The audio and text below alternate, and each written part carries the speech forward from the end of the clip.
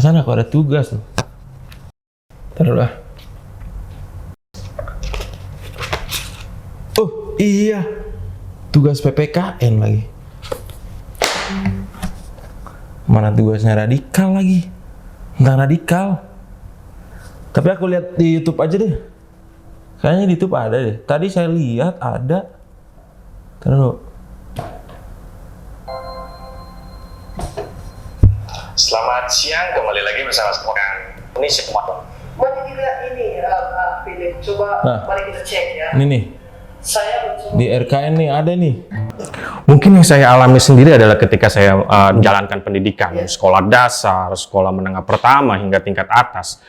Ketika itu agama, kita hanya diajarkan kepada satu agama tertentu. Dan itu juga dipisahkan. Nah mungkin ini kita harus berkaca juga bahwa pendidikan itu pun yang harus semestinya dibenahi secara total. Dari sisi itu tentu saja ya, dari sisi itu tentu saja, dan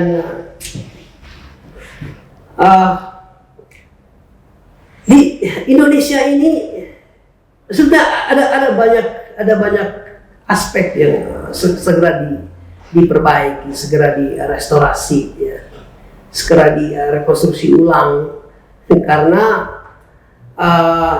saya melihat tidak hanya di bidang pendidikan ya, tapi juga di bidang-bidang lain memang saya tidak melihat ada langkah maju yang cukup serius, ya. Nah, tapi kembali kita kembali ke fokus fenomena sosial, fundamentalisme, revivalisme agama, kebangkitan kaum ekstremis. Tidak hanya terjadi pada satu agama, tapi hampir semua agama. Di India misalnya itu. Di India juga sama kan.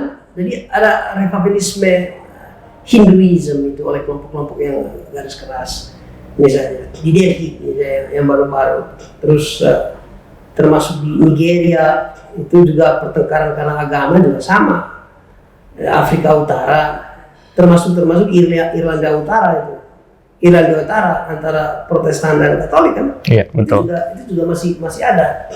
Lalu kalau kita kaitkan dengan konteks Indonesia dari gejala-gejala seperti ini, kita sebetulnya sesungguhnya lebih rawan. Kenapa? Ini Indonesia ini ada semacam satu rumah, tapi di dalam rumah itu dihuni oleh orang dari berbagai warna kulit, berbagai agama, berbagai cara berpikir, berbagai budaya, kultur dan segala macamnya itu. Dan karena itu ini pekerjaan rumah juga terhadap pemerintah untuk oke lah, ini bangsa ini untuk satu syarat untuk maju adalah kita harus menyelesaikan satu soal ini, bahwa perbedaan itu bukan sebuah hambatan yang mestinya idealnya itu. Perbedaan itu kan dia semacam apa ya, semacam dalam satu taman bunga. Kalau hanya bunga anggrek saja itu kan cukup menjenuhkan itu. Jadi ya kan, kan karena itu mesti ada bunga-bunga lain itu yang mengisi di situ. Jadi indah untuk dilihat. Ya. Jadi the beauty of Indonesia itu di sana itu. Jadi, keberagaman. Ya, keberagaman itu kan. Betul. Jadi mesti cara melihatnya begitu. Sama juga kan, kalau bangsa ini hanya Islam saja juga cukup menjenuhkan itu. Jadi mesti ada Kristen, ada Hindu, ada Buddha, even ateisme itu juga kadang juga mesti diberi ruang. Eropa juga kan terdiri dari gitu kan, Eropa. Yeah. Rata-rata Eropa. Bahwa di dalam ada semua, bahkan ateisme juga itu. Dan mari kita lihatlah pemikir-pemikir serius juga rata-rata juga dari yang ateis. Tapi ateis dalam tanda kutip ya, belum tentu. Mungkin ateis teoretik, bukan ateis praktis bisa jadi kan. Tapi maksud saya itu adalah gini, poinnya adalah memang bangsa ini harus diarahkan supaya melihat bahwa perbedaan itu adalah sebuah perayaan besar itu, sungguh itu. Dan perbedaan itu sendiri memberikan tameng agar radikalisme tidak bisa masuk. Kan perbedaan itu termasuk cara berpikir kan, termasuk ideologi, itu termasuk ideologi. Tapi kan pertanyaan kuncinya adalah apa betul bahwa ideologi maut misalnya, atau oleh Buya Syafi'i bilang teologi maut, apa betul itu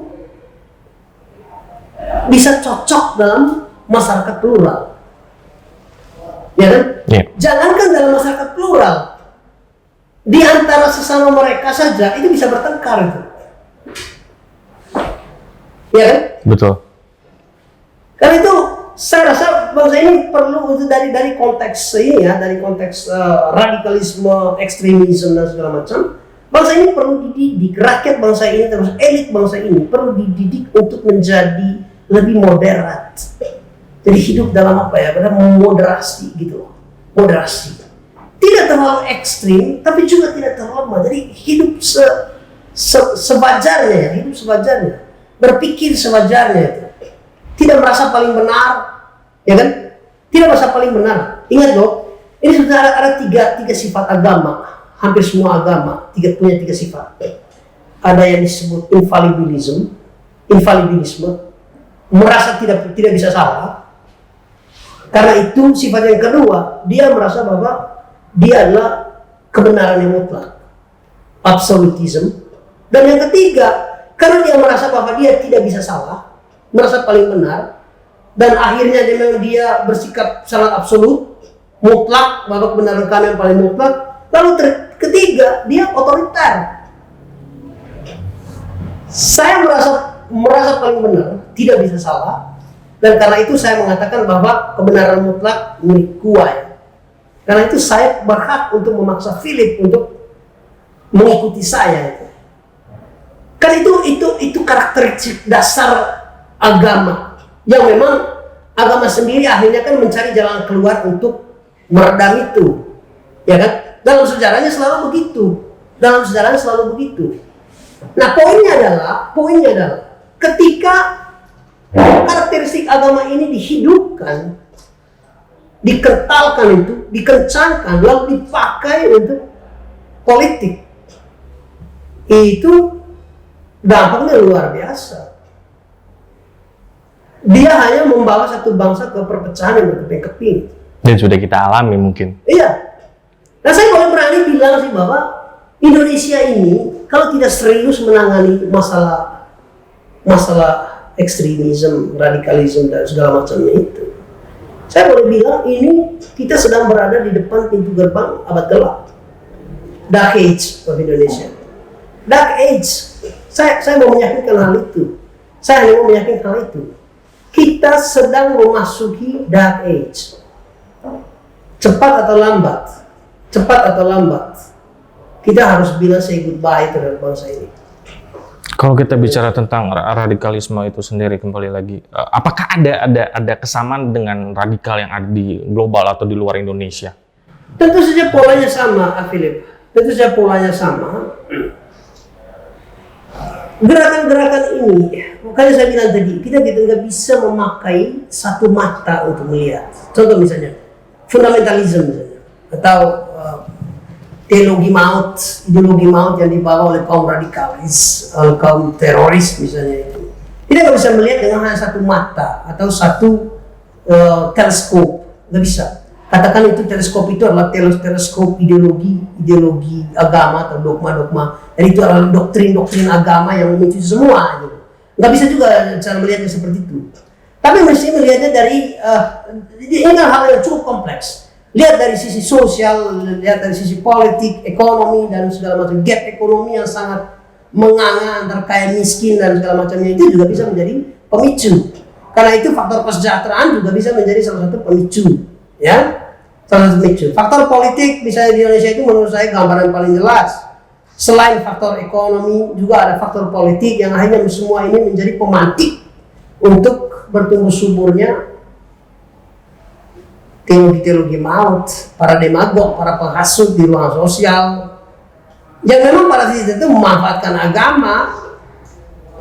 Nah, ini yang saya lihat kalau kita membahas terorisme misalnya atau radikalisme, ekstremisme di ruang sosial, ruang publik, pada ujung-ujungnya itu sebetulnya tembakan buat kita semua sebenarnya, dan lebih khusus sasarannya, targetnya adalah elit. Bahwa elit kita mesti mulai membuka mata lebar-lebar membuka mata lebar-lebar, termasuk membuka mata hati mereka untuk melihat kondisi real bangsa ini. Apakah sudah diarahkan secara bijak, secara benar, mengikuti rule of law dan segala macamnya itu atau tidak? Apakah masih dalam koridor konstitusi atau memang sudah melenceng jauh dari konstitusi? Jadi itu sebetulnya hal yang sangat kompleks. Karena itu refleksinya itu adalah, target refleksinya itu adalah terhadap kita semua, dan saya tekankan ini terhadap elit di semua level, baik elit pemerintahan, elit politik, elit agama, elit pendidikan, termasuk para rektor, para kepala sekolah, itu mereka juga elit. Mereka itu adalah leading class, konduktor kelas, kelas yang kelas yang mengarahkan. Jadi bangsa ini sesungguhnya itu butuh ini sih, butuh icon-icon, butuh figur-figur yang memang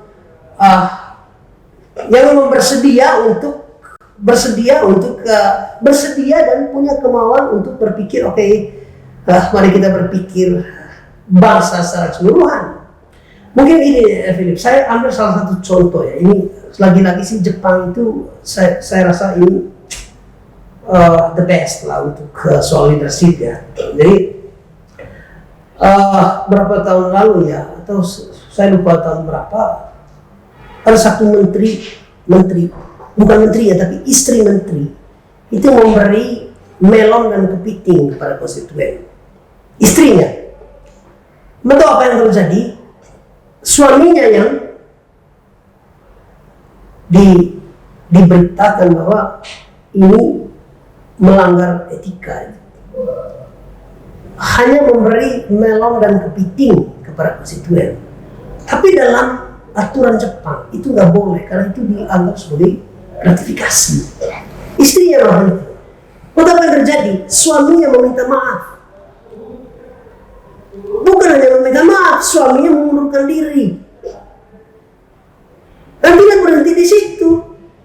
Shinzo Abe sebagai orang nomor 1 di Jepang pun meminta maaf. Gila.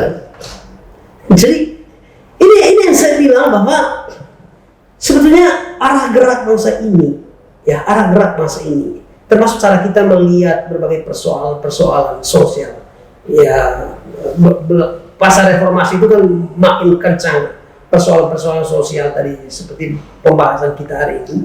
Tapi sesungguhnya arah geraknya itu ditentukan oleh karakteristik elit di semua level, dari pemerintahan, agama, segala macam semuanya itu. Sekarang gini, pertanyaannya gini ya, kalau orang tanya bagaimana cara kita menghentikan radikalisme, ekstremisme, fundamentalis, garis keras, lalu ada terorisme, bagaimana cara menghentikan itu? Mengharapkan pihak kepolisian nggak bisa, aparat nggak bisa, hanya mengharapkan elit pemerintahan nggak bisa, mengharapkan presiden dan menterinya nggak bisa juga, hanya mengharapkan tokoh-tokoh agama nggak bisa juga. Akhirnya semua elemen harus ikut ambil bagian di sana itu. Jadi menjadi satu kesatuan. Jadi cara penanganan itu sama-sama apa ya? Jadi semua masalah ini kan sama membentuk organisme. Karena itu cara penanganan juga mesti organistik. Gitu. Jadi harus ada mata, ada telinga, ada tangan, ada kaki. Jadi menjadi satu tubuh yang hidup dan semua ikut ambil bagian untuk melakukannya. Karena itu nggak bisa lepas tangan dari elit-elit agama di hadapan terorisme misalnya. Di kasus di Poso atau di Papua atau dimanapun itu nggak bisa lepas tangan. Semua harus kita bagian, membantu kepolisian, membantu negara juga sama untuk menunjukkan kepada publik, menunjukkan kepada rakyat bahwa kita serius loh, termasuk elit-elit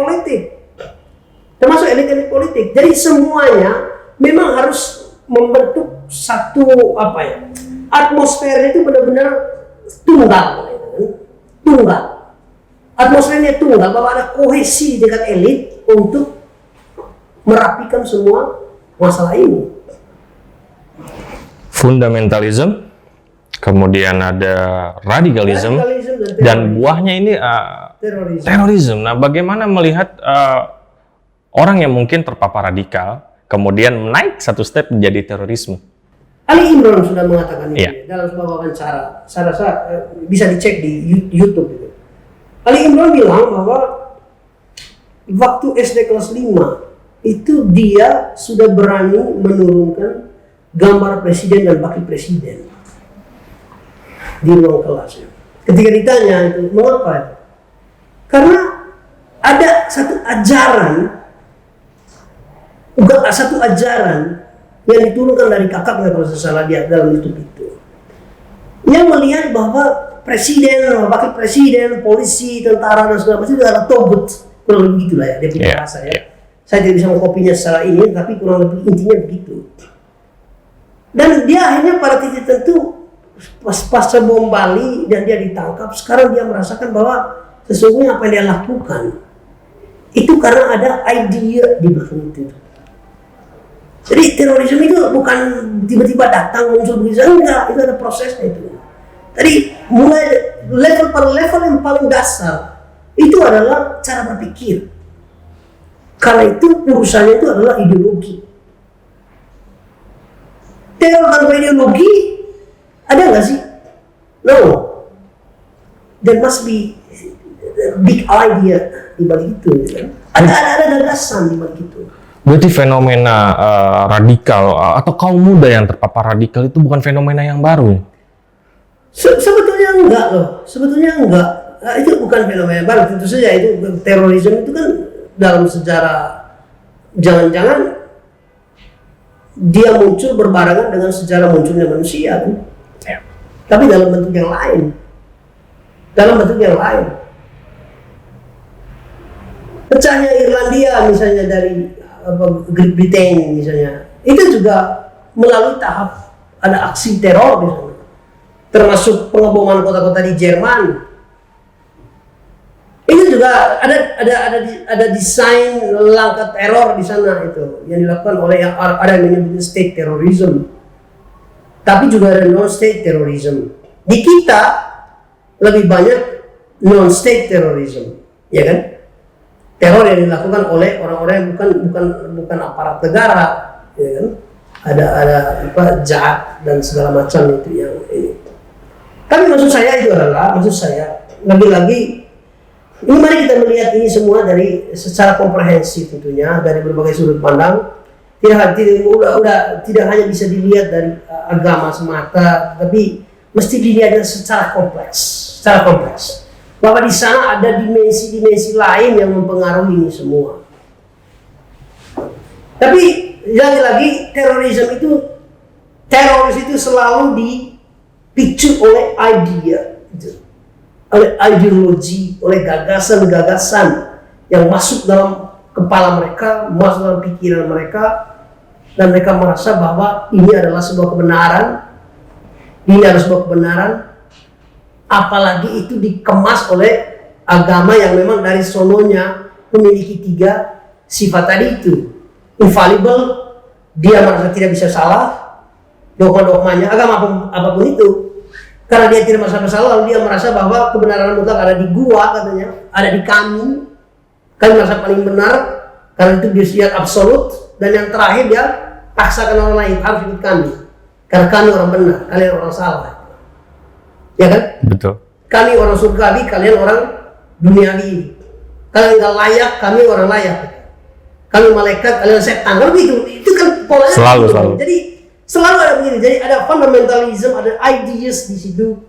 Lalu ada gerakan politik, apalagi kalau dipakai sebagai kuda tunggang politik. Dan memang ujungnya itu adalah acts of terrorism. Bertindak untuk memaksakan, Philip ikut saya. Philip bilang enggak ikut saya paling benar gitu. Ajaran saya paling benar. Buah radikal adalah tindakan itu adalah teroris. Pasti. Jadi terorisme itu adalah buahnya. Para teroris itu adalah buahnya itu. Dan sebetulnya saya nggak bisa bicara banyak soal ini. Sebenarnya kesaksian Ali Imran itu udah top banget itu untuk mengatakan kami ini adalah buah dari sebuah pedagogi. Bukan ya pedagogi ya. Pendidikan Jadi kepala kami diisi oleh gagasan-gagasan bahwa kita adalah yang paling benar, kita adalah yang paling kudus. Apalagi itu dipakai untuk politik, itu lebih keras lagi. Jadi itu ada proses gitu. Nah, lalu bagaimana jalan keluarnya? Kalau kita berpikir, lalu bagaimana jalan keluarnya? Loh, negara ini harus siap dong untuk melakukan pedagogi yang serius, pendidikan. Tapi kembali lagi, pendidikan itu bukan barang jatuh garis dari langit. Bahwa oke, kita mendidik rakyat, tapi ilmunya tidak dididik. Enggak. Harus dua arah. Bahkan bila perlu, pedagogi terhadap elit itu adalah number one. Baru pendidikan terhadap rakyat. Itu paling penting. Itu paling penting. Sejarah Jepang itu adalah sejarah keberhasilan Jepang. Itu adalah sejarah keberhasilan kelas elitnya benar-benar menjadi manusia. Kalau bahasa agak kerasnya gitu ya.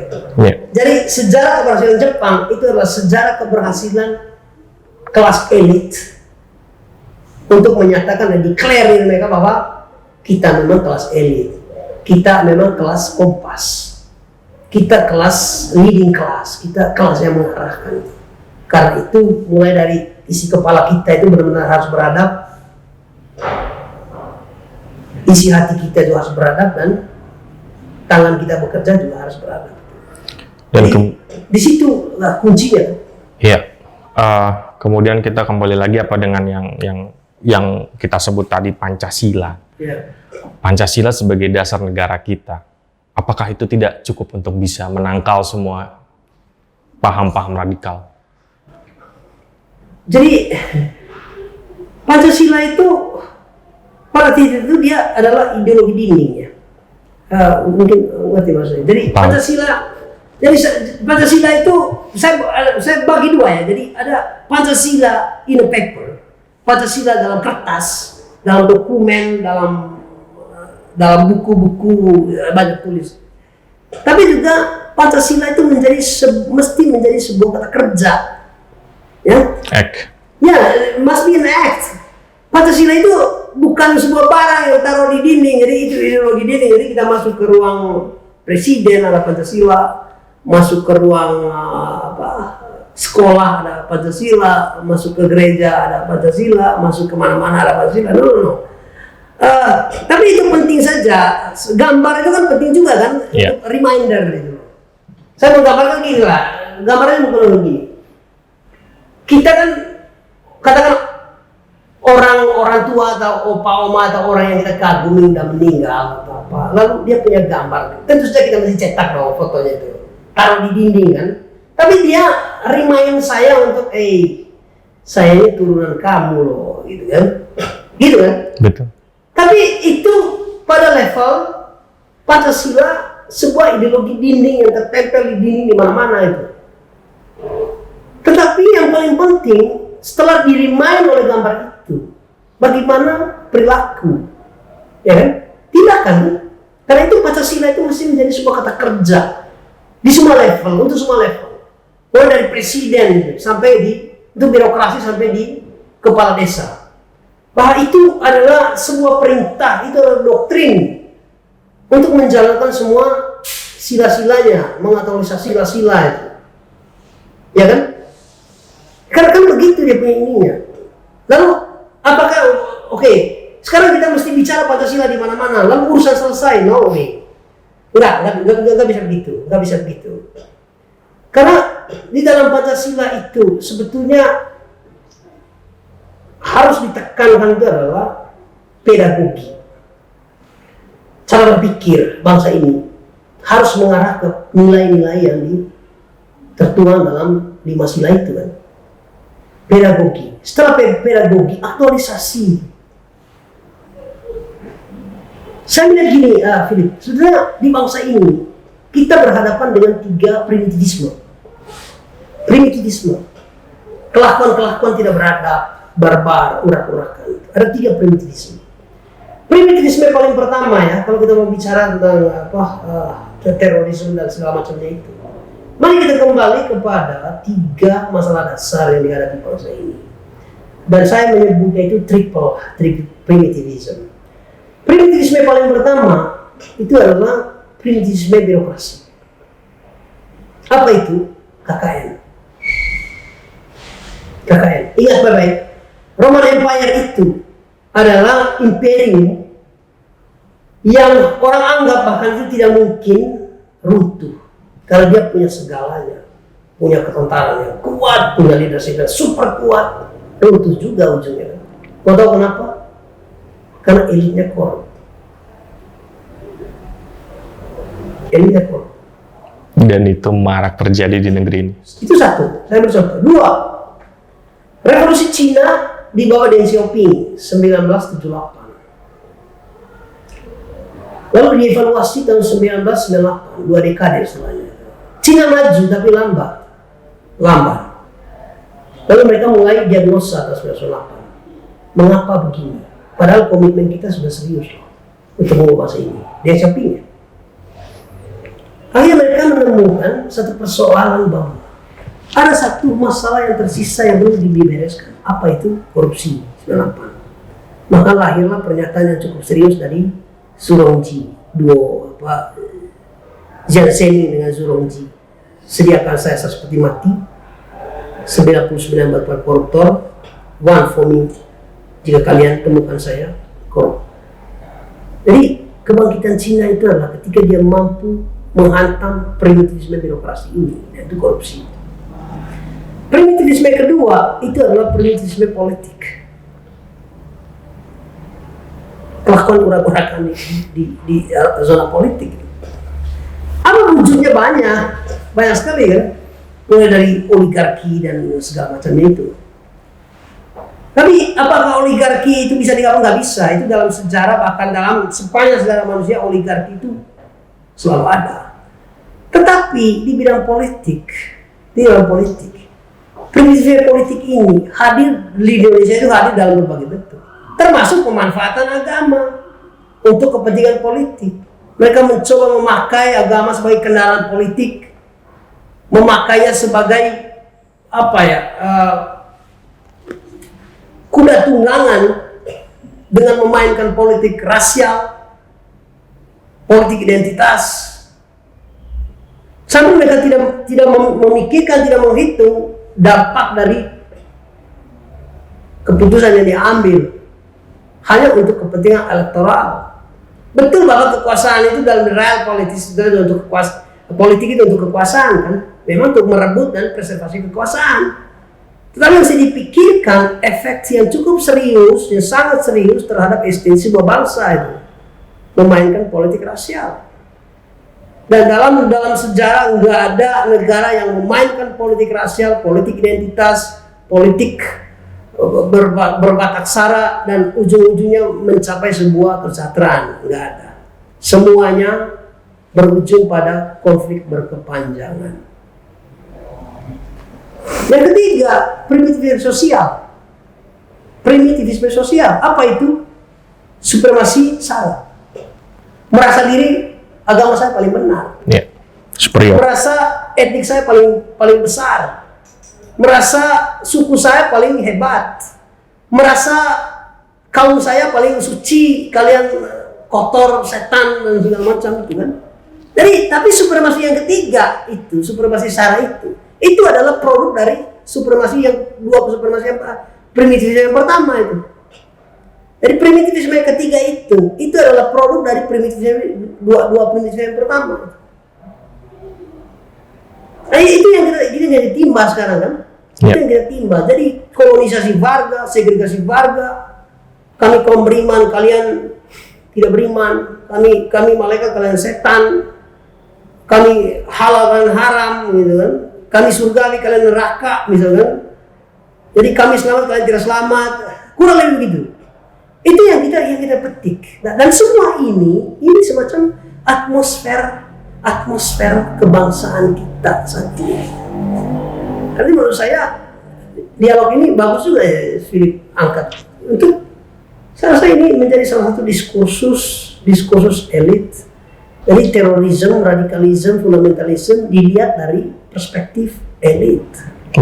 Jadi cara membaca ke atas, vertikal. Begitu. Sambil juga tidak menepis cara membaca horizontal ya, Iya. di tingkat akar rumput. Terakhir nih, Iya. harapan dan pesan bagi kita semua, khususnya bangsa Indonesia. Saya mungkin mencoba kembali ke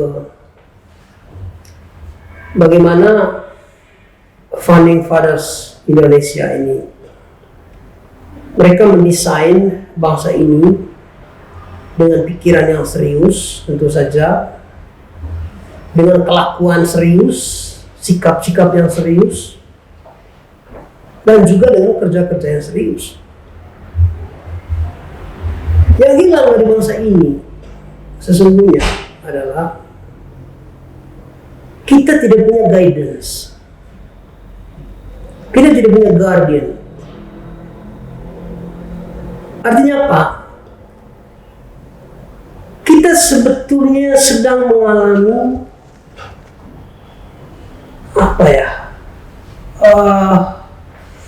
pelunturan kelas elit, pelunturan cara berpikir, tidak jernih lagi menjadi statesman, menjadi orang negarawan itu. Tidak jernih lagi sebagai kelas konduktor, kelas yang mengarahkan, kelas yang memimpin sebuah orkestra yang bernama Harmonik Indonesia misalnya, itu kan. Kita kehilangan itu semua, dan kita kehilangan elit-elit yang berpikir dari Sabang sampai Merauke. Enggak. Kita hanya memiliki elit-elit yang hanya berpikir Jawa, hanya berpikir NTT, hanya berpikir Papua, hanya berpikir Sumatera, hanya berpikir Aceh atau apapun itu.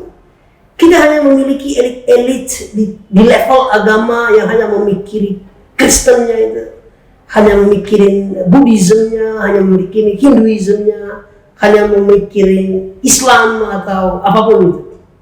Jadi kita hanya memiliki elit di tingkat pendidikan yang hanya memikirkan kampusku misalnya itu, bukan kampus mereka. Ya kan? Kita hanya memiliki elit-elit di tingkat LSM yang hanya memikirkan bagaimana LSM saya bergerak untuk kehidupan LSM saya itu. Tapi tidak memikirkan yang lebih holistik tentang bangsa ini. Dan di semua level kita mengalami pelunturan di situ. Mulai dari gagasan, orientasi sebagai anak bangsa itu. Karena itu menurut saya, bangsa ini hanya akan berubah jika semua elemen mengambil bagian serius, mengubah banyak hal. Di politik mereka, politisi mesti mengubah langkah-langkah strategi politik, termasuk kelakuan politis mereka harus diubah. Di birokrasi mereka harus mulai, ketentaraan juga harus mulai, kepolisian, semua elit agama, semuanya harus mulai berpikir bahwa bangsa ini mesti didesain oleh semua orang. Bahwa telinga tanpa mata, mata tanpa kaki, kaki tanpa tangan, dan semuanya itu tidak akan berjalan secara baik. Karena itu menurut saya harapan aja sih sesungguhnya ya, harapan. Mesti mulai ada kohesi sosial di semua level. Tapi kohesi ini mesti dimulai dari kelas kepala, lalu kita berbicara kohesi sosial di tingkat akar rumput. Jadi saya rasa Indonesia, saya berharap tidak akan, kita sedang menuju ke abad gelap, tetapi saya berharap tidak sampai ke sana. Kita harus hentikan di sini supaya kita tidak lanjut menuju ke abad gelap. Dan jika itu terjadi, tidak ada satu orang pun yang bisa menolak bahwa sayonara terhadap NKRI. Karena itu kita tidak menginginkan itu. Kita tidak menginginkan itu. Karena ingat baik-baik ya satu hal, bahwa cara cepat dan terbaik menghancurkan negara dalam konteks pembicaraan kita hari ini adalah dengan menyemai sebanyak mungkin ideologi-ideologi ekstrim. Dan ideologi-ideologi ekstrim ini dipakai untuk kepentingan politik. Jadilah bangsa ini menjadi bangsa yang pecah berkeping-keping. Kita tidak menginginkan itu, dan saya rasa Indonesia akan tetap eksis sampai ribuan, bila perlu dia hanya akan runtuh berbarengan dengan punahnya planet bumi ini. Tapi dengan satu syarat tadi itu, bahwa semua elemen mesti mulai berpikir bahwa bangsa ini yang bernama Indonesia itu hanya akan tetap eksis jika semua ambil bagian dan memikirkan, dan kelas elit adalah penentunya. Saya rasa begitu. Baik, terima kasih banyak Bung Edu. Mudah-mudahan pembicaraan kita bisa didengar oleh kaum-kaum elit tentunya, agar semua bangsa kita bisa menjadi bangsa yang rukun, sosial yang baik, dan tentunya penangkal radikalisme. Baik, terima kasih banyak sudah bergabung di sini, dan saya mengutip apa yang dikatakan oleh Bung Edu, bahwa radikalisme itu harus dirubah dari pola pikir, dan pola pikir jangan hanya dilakukan oleh kita yang ada di kaum bawah, kita yang ada di kaum-kaum lingkup kecil keluarga, tetapi di kaum-kaum elit.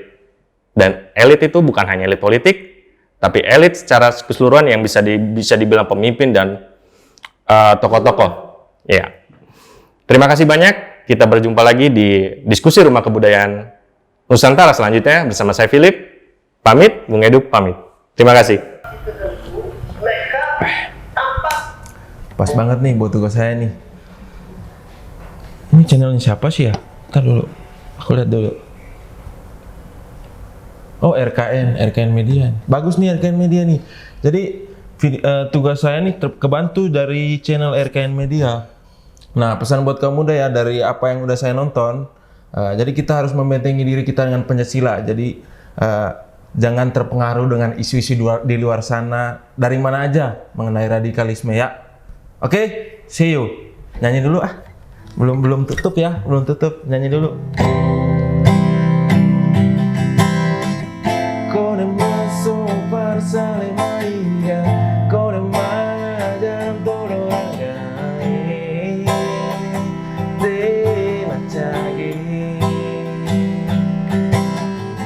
Barang baju lain oke juga.